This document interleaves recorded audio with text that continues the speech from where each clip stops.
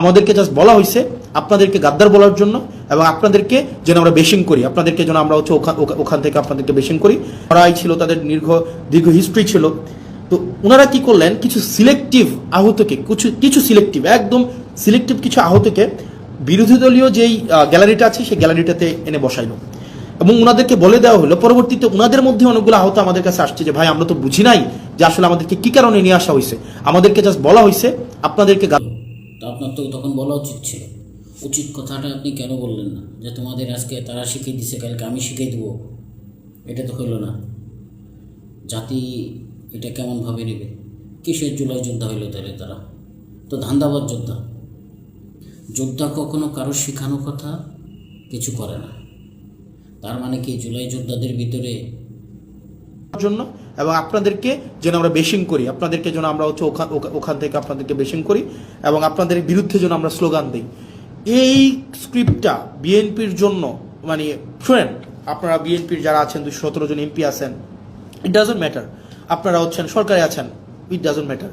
মানে ধরেন কি করতে পারবেন, ম্যাক্সিমাম গুম করে ফেলতে পারবেন, উঠাই নিয়ে যেতে পারবেন বাসা থেকে, এই জার্নিটা এখানে থামাই দিতে পারবেন। সো হোয়াট ভাই, মানে মানে জীবনে তো ধরেন আপনার মানুষের সাথে যদি কানেক্টেড থাকি, মানুষ যদি আস্থা রাখে, বিশ্বাস রাখে, এর থেকে বড় প্রাপ্তির আর কিছুই নাই।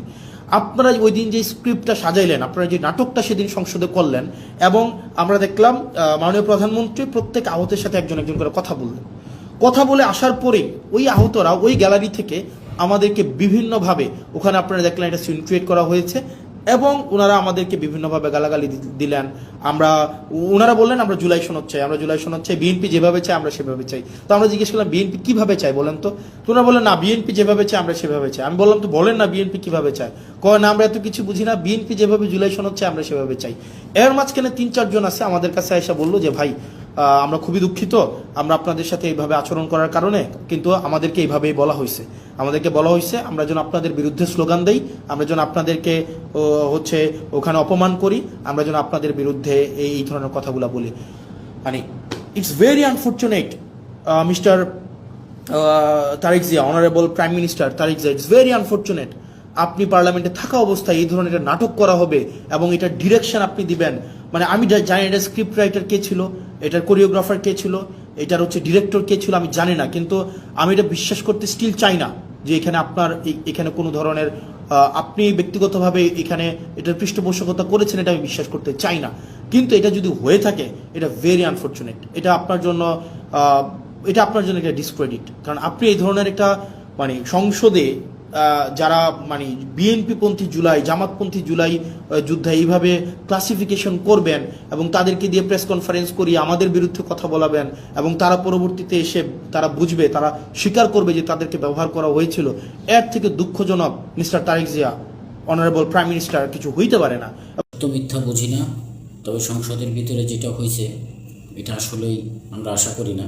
আমরা চাই সকল যোদ্ধা সম্মিলিতভাবে থাক। যোদ্ধাদের কোনো দল থাকে না, উত্তেজিত হওয়া যাবে না। আপনাকে আমাদের দরকার, কারণ আপনি বর্তমান প্রজন্মের আইকন। আমরা চাই এইভাবে আপনি উচিত কথা বলেন। ভালো থাকবেন।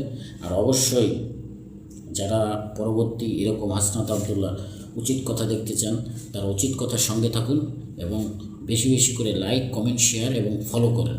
সঙ্গে থাকুন, সত্য কথা।